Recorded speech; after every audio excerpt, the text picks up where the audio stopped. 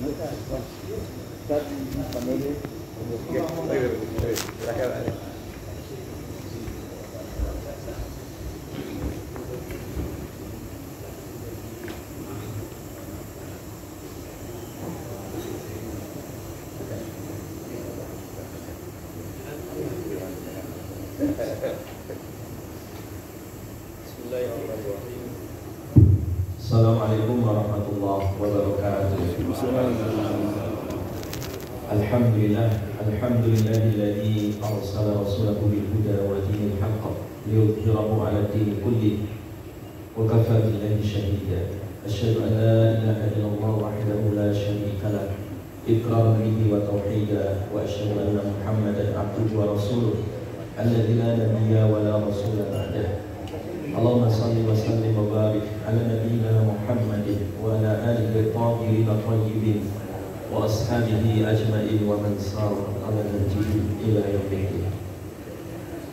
Hadirin kaum muslimin muslimat yang dirahmati oleh Allah Subhanahu wa taala, wabil khusus Ketua Dewan Syura Dewan Dakwah Jawa Tengah Profesor Dr. Zainal Arifin Aminah, dan juga Ketua Dewan Dakwah Islamiyah Jawa Tengah Ustaz Haris Monadar, dan juga di sini hadir pula Dewan Dakwah Pusat Dr. Ahmad An-Nuri yang juga hadir alhamdulillah, dan juga ada Kiai Haji Mustaqim yang juga kita hormati, insyaallah kami lagi jajaran pada hari ini di SPPI hari ini, dan juga para hadirin, para mudir, para kiai, para asatidz pesantren yang alhamdulillah hari ini memenuhi ruangan ini, yang insyaallah sama-sama kita bergerak mudah-mudahan Allah senantiasa memberkahi kita semua. Amin amin ya rabbal alamin.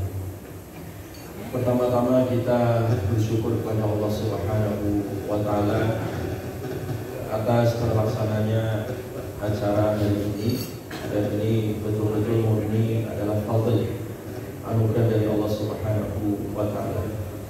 Dan salam hormat dan salam takdim dari pimpinan pusat Badan Kerjasama Pondok Pesantren Indonesia dari Profesor Dr. Kiai Haji Didik Abidudin, yang menyampaikan salam untuk semua hadirin, untuk semua pengurus BKSPPI dan pengurus Dewan Dakwah Islamiyah Jawa Tengah, dan juga para mudir-mudir, para kiai, para asatidz dari pesantren di seluruh Jawa Tengah ini.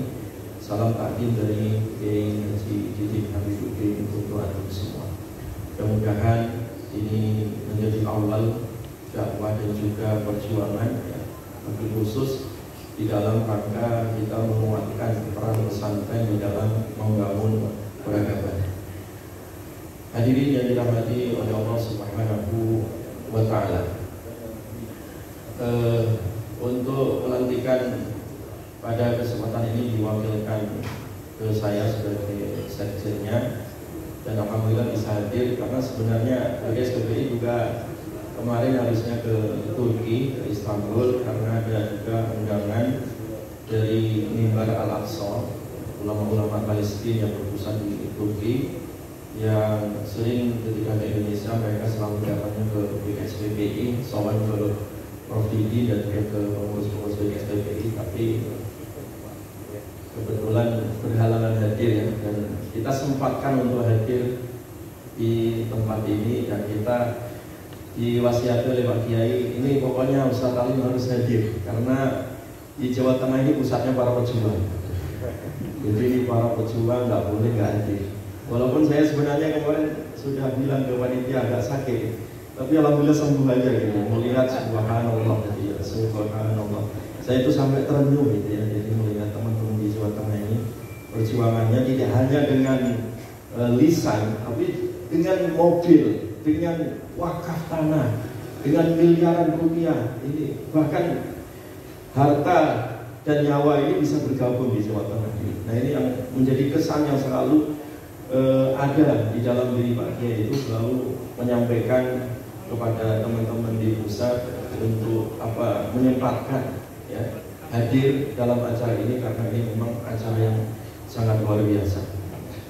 Hadirin yang dirahmati oleh Allah Subhanahu wa taala, bahwa pondok pesantren itu adalah sebagai lembaga tafaqquh fiddin ya, atau disebut juga oleh BKSDP itu selalu disampaikan sebagai lembaga iqamatuddin ya.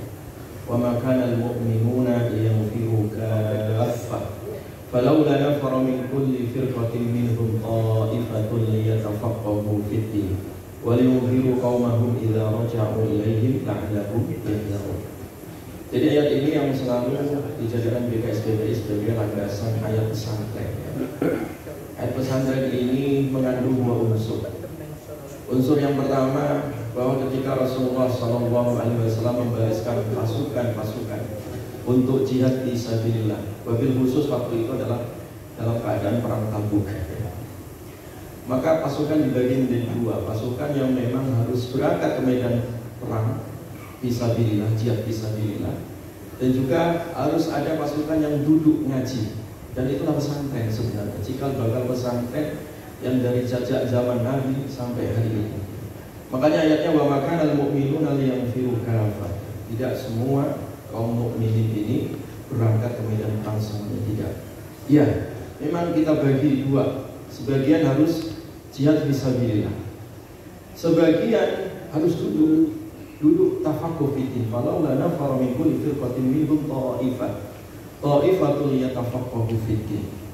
Jadi memang harus ada sebagian yang mereka harus duduk ya bersama Nabi, mereka duduk bersama ilmu. Tujuannya adalah liyatafaqqahu fiddin, dan itulah pesantren. Ya. Tujuannya apa? Supaya sinergi, ada yang di lapangan dan ada yang di pesantren tadi itu. Waliyunziru qaumahum idza raja'u ilaihim la'allahum yahdharun. Jamaah sekalian dirahmati oleh Allah, ada yang menarik dalam ayat ini.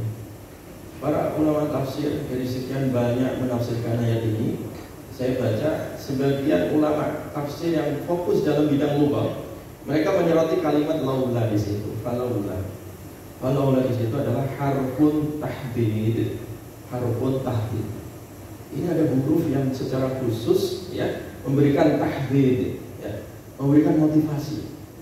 Yang maknanya adalah hala. Kalau orang Jawa itu mbok yaho.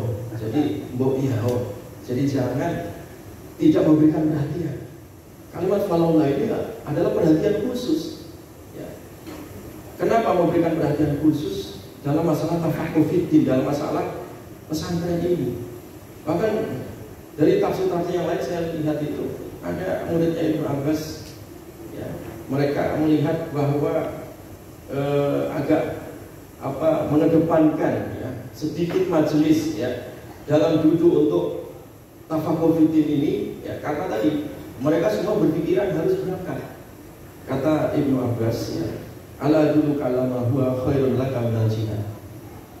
Apa aku tunjukkan kepada kamu ada yang lebih baik itu? Apa itu? Ta'ti masjidan fataqra fihi al-Quran wa tu'allim fihi al-fiqh. Kamu coba duduk ya ke masjid ya, kamu baca Al-Quran dan kamu belajar fikih. Artinya tafaqquh fiddin gitu. Jadi tidak semua, kata Ibnu Abbas tadi, harus berangkat di sana. Harus ada yang fokus di tafaqquh fiddin. Bahkan kata Ibnu Abbas, afdhalul jihad man bana masjidan yu'allamu fiha al-Quran wal fiqhu wal sunnah. Ya. Jihad yang paling afdal tadi adalah orang dia membangun masjid, membangun pesantren, membangun sarana dakwah tadi.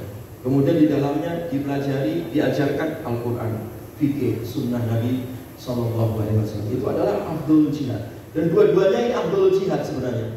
Ya. Ada yang memang berangkat di medan, ada yang memang duduknya sama-sama jihad di sabilillah. Dan itulah kemudian Imam Al-Qurtubi, jamaah sekalian dirahmati Allah, kemudian merangkai. Ketika ini bersinergi ya, ada yang di medan dan ada yang duduk tadi di pesantren. Itulah yang sebenarnya dalam rangka membangun peradaban. Karena kata Ibnu Khaldun itu, peradaban itu tidak akan pernah tumbuh kalau tidak ada budaya ilmu. Nah, budaya ilmunya itu tumbuh dari mana? Dari budaya tafaqquh fiddin tadi. Ya. Dan inilah kunci kemenangan. Kunci kemenangan. Kata Imam Al-Qurtubi ketika menafsirkan ayat wa ja'alna minhum a'immatan yahduna bi amrina lamma sabaru wa kanu bi ayatina yuqinun. Ya. Dan kami jadikan mereka a'immah, ya, pemimpin-pemimpin ini yang yahduna bi amrina, mereka akan membawa hidayah, membawa petunjuk dengan perintah kami, dengan urusan kami. Syaratnya apa? Lamma sabaru, ketika mereka mau bersabar, wa kanu bi ayatina yuqinun, dan mereka adalah orang-orang yang yakin. Sabar dan yakin ini tak budaya tafakur di situ. Sehingga inilah yang akan memimpin peradaban ke depan. Kata Imam Al-Qurtubi itu yang disebut dengan ru'asa fil khair. Itulah nanti pemimpin peradaban mendatang. Jadi oleh karena itu, sekali lagi kita bangkitkan budaya ilmu yang akan melahirkan peradaban itu melalui pesantren, melalui budaya pesantren ini. Karena pendidikan yang lainnya telah tumbang kecuali pesantren ini. Ya. Pesantren itu kurikulumnya tidak hanya formal, ya, tidak hanya di kelas, 24 jam kurikulumnya, dari bangun tidur sampai tidur kembali. Dan itu tidak ada di kurikulum modern, dan hanya ada di dalam kurikulum pendidikan pondok pesantren ini. Jadi oleh karena itu, untuk mewujudkan peradaban ini, BKSPP itu sebenarnya setelah merumuskan apa yang harus dibangun untuk membangun peradaban. Yang pertama adalah budaya ilmu tadi, ya. Jadi budaya ilmu itu ditafsirkan oleh BKSPPI di pesantren harus diajarkan budaya-budaya salafus saleh, kitab-kitab klasik, ya. Budaya-budaya bagaimana kita kembali mengkaji, ya, kitab-kitab para ulama kita, ya. Kitab hadis, kitab fikih dan seterusnya. Dan yang budaya ilmu juga harus melek terhadap peradaban sekarang. Dalam keadaan kita melihat zaman sekarang, kita tidak boleh terpejam mata. Kita harus melihat dan terus melihat. Untuk apa? Responsif, merespon. Makanya tidak hanya kitab kuning, tapi juga harus kitab putih. Kitab putih itu maksudnya apa? Melek terhadap pemikiran. Karena banyak orang-orang pesantren itu, ya, karena di pesantrennya hanya diajari kitab-kitab kuning saja. Nanti kalau dia keluar pesantren, kaget dengan pemikiran-pemikiran barat, pemikiran liberal, akhirnya kaget. Jadi banyak liberalis itu justru dari pesantren karena kaget tadi. Makanya BKSPP merumuskan harus ada budaya pemikiran ini, ya. Budaya pemikiran tujuannya bagaimana mengenalkan Islamic worldview, ya. Mengenalkan pemikiran Islam, pemikiran tokoh-tokoh yang lurus itu. Yang kedua adalah budaya adab, ya. Budaya adab, baik adab secara vertikal, hablum minallah ataupun hablum minan nas. Ini harus dikenalkan. Dan adab qabla ilmi itu sudah ma'ruf di dalam pesantren. Dan yang ketiga adalah budaya dakwah. Jadi setelah berilmu, beradab, dia harus bermasyarakat, berdakwah, ya, menyatu dengan masyarakat. Makanya Ketua BKSPPI Prof. Didin itu, beliau tidak punya manajer, ya, sebagaimana para ustaz-ustaz terkenal, ya, para dai-dai hebat. Beliau nggak punya manajer. Ketika saya tanya kenapa Prof, kenapa Kiai nggak punya manajer, nggak punya ini, enggak, saya nggak mau. Ulama itu nggak boleh menjaga jarak dengan masyarakat. Ya. Ulama itu nggak boleh menjaga jarak dengan masyarakat. Ya. Karena ulama itu adalah alladzina yanzuru ummah bi'ainir rahmah. Ya. Karena ulama itu adalah orang yang senantiasa mengayomi masyarakat, melihat masyarakat itu dengan pandangan rahmat. Mereka adalah hamba Allah yang harus diselamatkan, yang harus diayomi, harus dinaungi. Ya.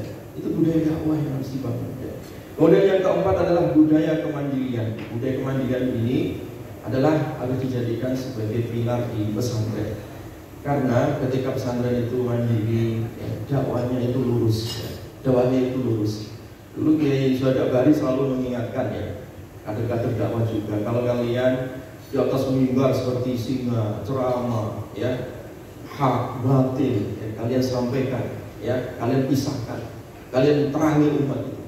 Nah kemudian kalian pulang sampai di tengah jalan, di rumah tidak ada beras, anak kecil-kecil sakit, istri nggak ada uang belanja, tetap harus tegak seorang dai itu, ya. Tegak mengatakan yang hak walaupun di rumah tidak ada beras, kata Pak Syuhada Bari. Saya selalu ingat itu, ya, beliau dakwahnya seperti luar biasa seperti itu. Seperti itu memang mandiri gitu. Karena kalau orang mandiri ucapannya lurus, ya, tidak dijektir, lidahnya itu lurus, yang hak-hak, yang batil-batil. Seperti itulah harusnya budaya pesantren, ya. Kemandirian ini sejak dulu. Karena ya, kemarin ketika BKSPPI melantik pengurus Jawa Barat sendiri itu, ya, waktu itu juga dihadiri akhir, ya, waktu itu juga beliau jelaskan, ya, teman-teman yang di Jawa Barat itu punya data sendiri. Jawa Barat aja ada 12.000 pesantren, 12.000 pesantren itu untuk wilayah Jawa Barat saja. Ini belum Jawa Tengah, belum Jawa Timur, belum Madura, belum seluruh Indonesia. Jadi pesantren terbesar di dunia itu di Indonesia. Ya, pesantren terbesar di dunia itu di Indonesia. Sehingga ini adalah aset umat. Dan semua pesantren itu nggak ada yang negeri, semua adalah swasta. Itu menunjukkan bahwa pesantren itu merdeka. Dan sebelum merdeka pun sudah ada pesantren. Iya, inilah yang harus kita jaga. Marwah yang harus kita jaga. Ada undang-undang pesantren itu baru kemarin. Kita sudah ada sebelum ada undang-undang. Kita sudah ada sebelum ada negara ini. Bahkan Pak Nasir pernah menceritakan itu. Saya dapat cerita dari Pak Muhammad Alwi juga, bahwa dulu itu tentara-tentara itu lahirnya dari pesantren. Mujahid-mujahid itu lahirnya dari pesantren. Artinya apa? Yang memerdekakan negeri juga pesantren. Nah inilah kemandirian, tegak berdiri di pesantren. Dan yang terakhir adalah budaya jamaah, budaya jamaah. Jadi budaya kejamaan pesantren ini harus kita bangun, kita sinergikan ya. Jangan sampai terpecah-pecah umat ini. Ya. Jadi ini tugas kita ya. Karena di pesantren itu budayanya kalau dulu adalah jamaah. Tidak hanya sholat jamaah, makan pun jamaah. Ya, itu di pesantren. Ya. Bahkan waktu saya dulu pondok di pesantren itu sederhana. Santri senior dan tidak senior itu dilihat tangannya saja Pak. Kalau tangannya sudah tebal ketika ada nasi dari ompreng itu disok, dinampan, ya langsung Bismillahirrahmanirrahim. Nah, itu berarti senior karena sudah tebal tangannya. Makan luar nggak cepat habisnya. Yang lain pakai air, dicelupin lagi pakai air. Nah itu santri junior, makannya ketahuan gitu. Kalau yang makannya cepat senior, terbiasa makan jamaah. Gitu. Nah ini budaya seperti ini harus dijaga ya. Budaya kejamahan ini harus dijaga dan diaktualisasikan ya, di dalam masyarakat kita. Baik, itu yang bisa kami sampaikan untuk sebagai pengantar dan menyampaikan pesan dari Profesor Diki Diki ya, sebagai ketua. Dan mudah-mudahan ini nanti pesantren semakin berkembang dan terus bertahan ya, mempertahankan peradaban ya keislaman yang ada di Indonesia ini dan mewarnai keislaman di Indonesia. Saya kira itu yang pesan yang bisa kami sampaikan. Wallahu a'lam bishawab. Ya, assalamualaikum warahmatullahi wabarakatuh. Waalaikumsalam warahmatullahi wabarakatuh. Kami mohonkan kepada Dr. Ahmad Alif tetap berada di atas panggung. Selanjutnya pembacaan SK pengurus BKS PPI Provinsi Jawa Tengah yang dalam hal ini akan dibacakan oleh beliau Ustadz Muhammad Jais SSI MEI. Namun sebelum dibacakan, kami akan panggil para asatidz yang kami mohonkan untuk nanti naik ke atas panggung sebagai perwakilan dari seluruh calon pengurus BKS PPI yang akan dilantik. Pertama, Kiai Haji Mustaqim Safar, Ketua Umum. 2. Ustadz Umar Sanusi, Wakil Ketua 1. 3. Ustadz Abdul Rahim Basir, Wakil Ketua 2. 4. Ustadz Adrian Syamrosyad, MPI, Sekretaris 1. 5. Ustadz